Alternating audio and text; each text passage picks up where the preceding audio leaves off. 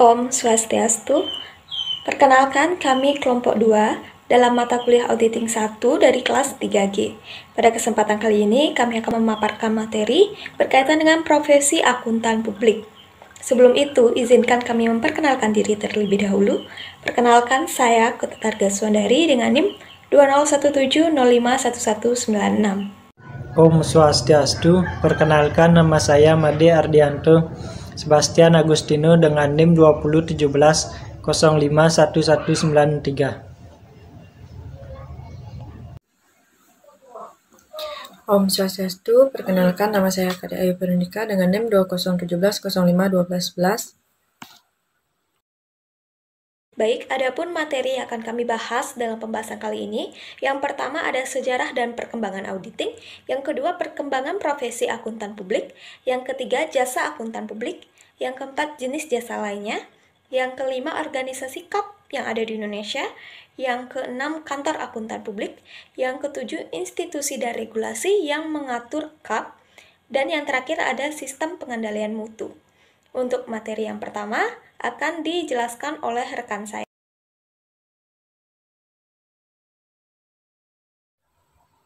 Baik, untuk materi yang pertama ada sejarah dan perkembangan auditing. Auditing mengalami perkembangan pesat dimulai dari aktivitas pemeriksaan catatan atas penerimaan pajak Kerajaan Mesir kuno, pemeriksaan atas otorisasi pembayaran di Kerajaan Romawi.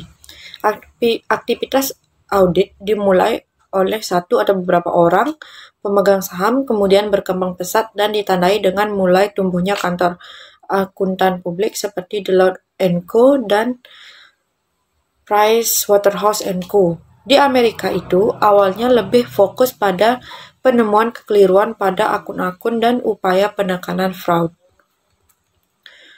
Perkembangan audit di Amerika ditandai dengan adanya pemberlakuan lisensi Certified Public Accountant, kemudian berdiri America Institute Accountant yang kemudian menjadi The AICPIDI Indonesia. Bidang akuntansi baru dikenal dengan pada tahun 1950 sejalan dengan tumbuhnya perusahaan-perusahaan yang kemudian mendorong terbentuknya Ikatan Akuntansi Indonesia pada tanggal 23 Desember 1957. Kemudian, karena banyaknya perusahaan yang terus bermunculan menyebabkan permintaan terhadap audit meningkat.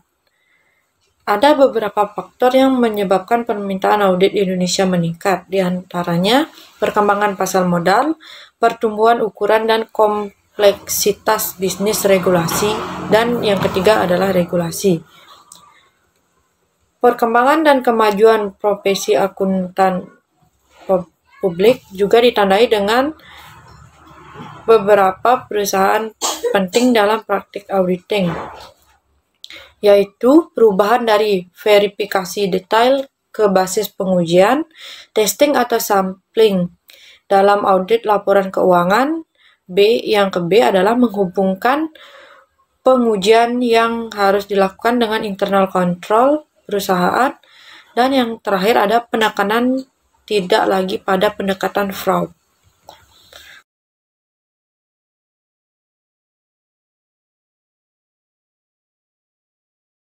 Saya akan jelaskan perkembangan audit dengan bagan. Dilihat dari perkembangan waktu, pada tahun 1800-an, pemakaian laporan audit hanya digunakan oleh pemilik organisasi dengan tujuan menentukan penemuan kecurangan. Pada awal tahun 1900-an, penggunaan audit mulai digunakan oleh pemilik dan kreditur dengan tujuan sama, yaitu penemuan kecurangan. Sedangkan pada tahun 1900-an sampai dengan 1930, laporan audit dipakai oleh pemilik, kreditur, dan pemerintahan dengan tujuan pernyataan laporan keuangan adalah benar. Sedangkan yang terakhir pada tahun 1930 sampai dengan sekarang, pelaporan audit digunakan oleh pemilik, kreditur, pemerintah, dan masyarakat dengan tujuan pernyataan pendapat atas kewajaran penyajian laporan keuangan. Materi yang kedua, ada perkembangan profesi akuntan publik. Dimulai dari tahun 1972, Ikatan Akuntansi Indonesia berhasil menerbitkan norma pemeriksaan akuntan yang disahkan di dalam Kongres 3 Ikatan Akuntansi Indonesia. Pada tahun 19 April 1986, norma pemeriksaan akuntan yang telah diteliti dan disempurnakan oleh tim pengesah serta disahkan oleh pengurus Pusat Ikatan Akuntansi Indonesia sebagai norma pemeriksaan yang berlaku efektif selambat-lambatnya untuk penegasan pemeriksaan atas laporan keuangan yang diterima setelah tanggal 31 Desember 1986. Pada tahun 1992, Ikatan Akuntansi Indonesia menerbitkan norma pemeriksaan akuntansi edisi revisi yang memasukkan suplemen nomor 1 sampai dengan nomor 12 dan interpretasi nomor 1 sampai dengan nomor 2. Indonesia merubah nama Komite Norma Pemeriksaan Akuntansi menjadi Dewan Standar Profesional Akuntan Publik. Selama tahun 1999, Dewan melakukan perubahan atas Standar Profesional Akuntan Publik per 1 Agustus 1994 dan menerbitkannya dalam buku yang diberi judul Standar Profesi Akuntan Publik per 1 Januari 2001. 5 standar profesi akuntan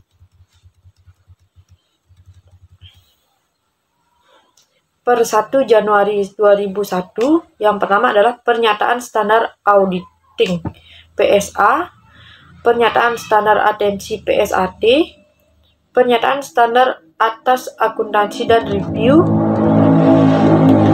Pernyataan Standar Jasa Konsultasi, dan yang terakhir adalah Pernyataan Standar Pengendalian Mutu.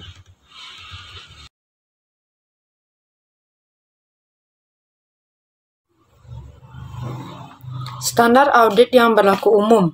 Standar audit merupakan pedoman umum untuk membantu auditor memenuhi tanggung jawab profesionalnya dalam audit atau laporan keuangan historis.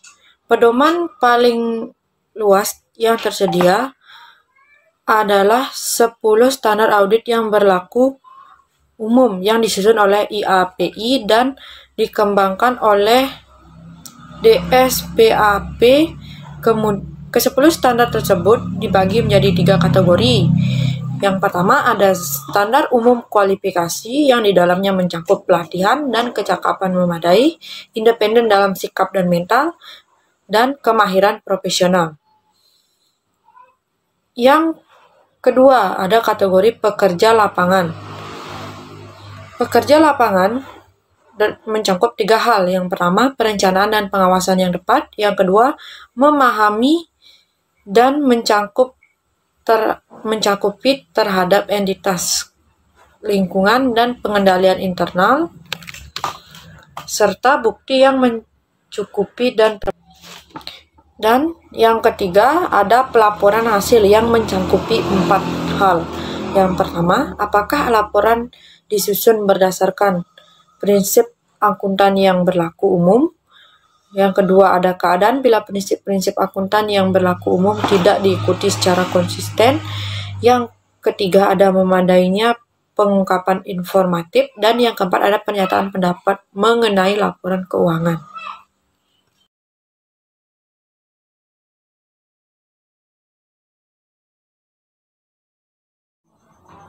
Baik, untuk materi yang ketiga ada jasa akuntan publik.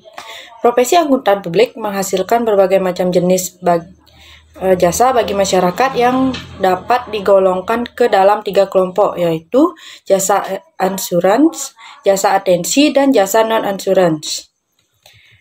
Jasa ansuran adalah jasa profesional independen yang meningkatkan mutu informasi bagi pengambilan keputusan. Contoh jasa ansurans yang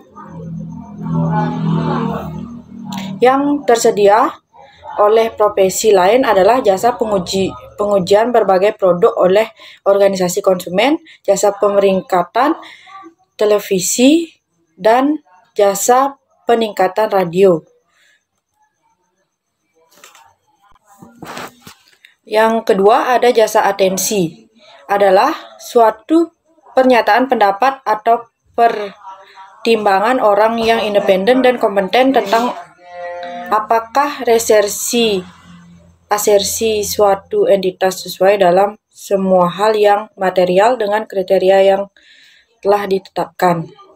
Jasa atensi dibagi menjadi 3, yaitu jasa audit, mencakup pemrolehan dan penilaian bukti yang mendasari laporan keuangan historis suatu entitas yang berisi asersi yang dibuat oleh manajemen entitas tersebut. Yang kedua ada pemeriksaan. Yang ketiga ada jasa review.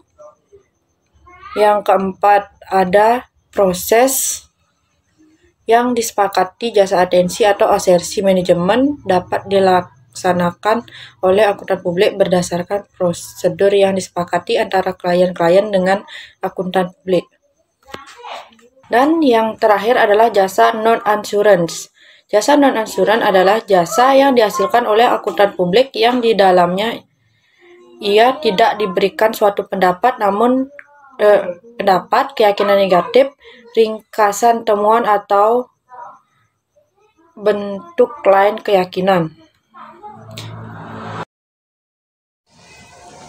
D. Jasa lainnya.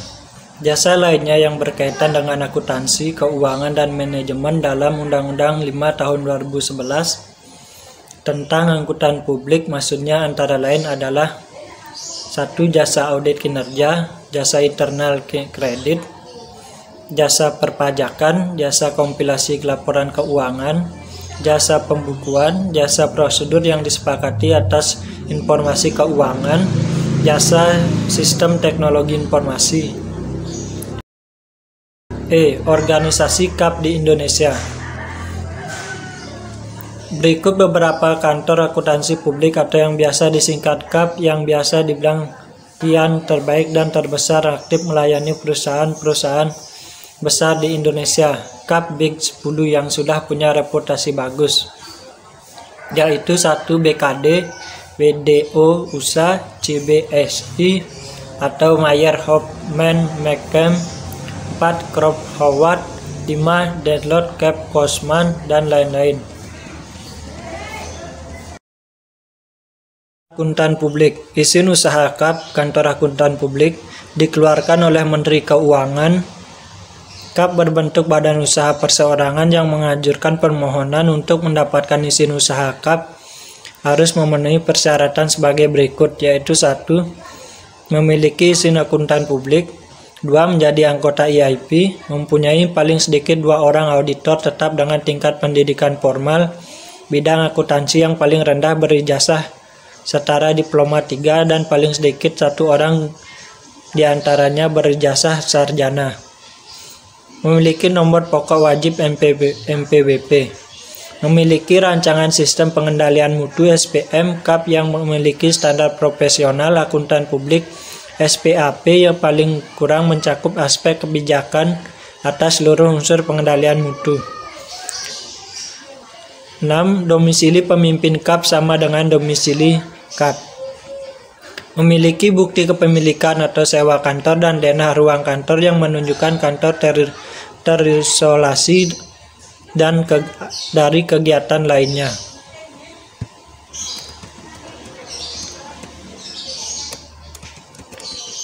8. Membuat surat pernyataan bermaterai cukup yang mencantumkan alamat akuntan publik, nama dan domisili kantor, serta maksud dan tujuan pendirian kantor hanya untuk KAP berbentuk badan usaha perseorangan. Membuat surat permohonan, melengkapi formulir permohonan izin usaha kantor akuntan publik, dan membuat surat pernyataan bermaterai cukup yang menyatakan bahwa data persyaratan yang disampaikan adalah benar. Untuk KAP berbentuk badan usaha persekutuan, selain persyaratan-persyaratan di atas, juga harus memenuhi persyaratan sebagai berikut. Memiliki NPWP KAP, memiliki perjanjian kerjasama yang disahkan oleh notaris, memiliki surat izin akuntan publik bagi pemimpin rakyat dan rekan yang akuntan publik, memiliki tanda keanggotaan EIP yang masih berlaku bagi pemimpin rekan dan rekan yang akuntan publik, memiliki surat persekutuan dari seluruh rekan KAP mengenai penunjukan salah satu rekan menjadi pemimpin rekan. KAP berbentuk badan usaha persekutuan dapat membuka cabang KAP di seluruh wilayah Indonesia dengan izin dari Menteri Keuangan. Baik, selanjutnya ada institusi dan regulasi yang mengatur profesi akuntan publik. Para akuntan publik yang mendapat izin dari Menteri Keuangan disyaratkan untuk menjadi anggota aktif dalam institusi akuntan publik Indonesia. EIP ini menetapkan standar dan aturan yang harus diikuti oleh seluruh anggota akuntan publik. Yang pertama ada standar audit. Standar audit merupakan pedoman umum yang membantu auditor untuk memenuhi tanggung jawab profesionalnya dalam audit atas laporan keuangan historis. Selanjutnya ada standar kompilasi dan review. Dalam standar ini, memberikan pedoman untuk melakukan jasa kompilasi serta review. Dalam memberikan jasa kompilasi, akuntan membantu klien untuk menyiapkan laporan keuangan tanpa memberikan kepastian apapun. Sedangkan dalam jasa review, akuntan melakukan tanya jawab dan prosedur analitis yang memberikan dasar yang layak untuk menyatakan kepastian yang terbatas mengenai laporan keuangan tersebut. Selanjutnya, standar atestasi lainnya. Pernyataan standar atestasi ini memberikan suatu kerangka kerja bagi pengemban standar untuk penugasan atestasi. Dan yang terakhir ada kode etik. DSPAP atau Dewan Standar Profesional Akuntan Publik menetapkan peraturan perilaku yang wajib dipatuhi oleh para anggota akuntan publik. Materi yang terakhir yaitu sistem pengendalian mutu. Berdasarkan Undang-Undang Republik Indonesia Nomor 5 Tahun 2011 tentang Akuntan Publik, dijelaskan bahwa kantor akuntan publik harus memiliki dan melampirkan rancangan sistem pengendalian mutu yang memenuhi standar profesional akuntan publik yang sekurang-kurangnya mencakup aspek kebijaksanaan atas seluruh unsur pengendalian mutu. Adapun unsur-unsur sistem pengendalian mutu, yang pertama tanggung jawab kepemimpinan atas mutu. Perusahaan harus mempromosikan budaya internal dan harus menetapkan kebijakan serta prosedur yang mendukung budaya tersebut. Yang kedua ada ketentuan etika profesi yang berlaku. Seluruh personil yang bertugas harus mempertahankan independensi, integritas, dan objektivitasnya. Yang ketiga, penerimaan dan keberlanjutan hubungan dengan klien. Kebijakan dan prosedur harus ditetapkan untuk memutuskan apakah akan menerima atau melanjutkan hubungan dengan klien. Yang keempat, sumber daya manusia atau SDM. Kebijakan dan prosedur harus ditetapkan untuk memberi kepastian yang wajar bahwa semua personel baru memiliki kompetensi pekerjaan yang diserahkan kepada personel yang kompeten, pendidikan dan pengembangan profesi bagi semua personel, promosi berdasarkan kualifikasi dan kinerja. Selanjutnya ada pelaksanaan perikatan. Kebijakan dan prosedur harus memastikan bahwa pekerjaan yang dilaksanakan oleh personil penugasan memenuhi standar profesi yang berlaku, persyaratan peraturan, dan standar mutu KAP itu sendiri. Dan yang terakhir ada pemantauan. Harus ada kebijakan dan prosedur untuk memastikan bahwa unsur pengendalian mutu lainnya ditetapkan secara efektif. Baik, sekian dari pemaparan materi kami dari kelompok 2. Kami mohon maaf apabila ada salah kata maupun kekurangan dalam menyampaikan materi. Akhir kata saya aturkan Pramu Santi, Om Santi Santi Santi Om. Terima kasih.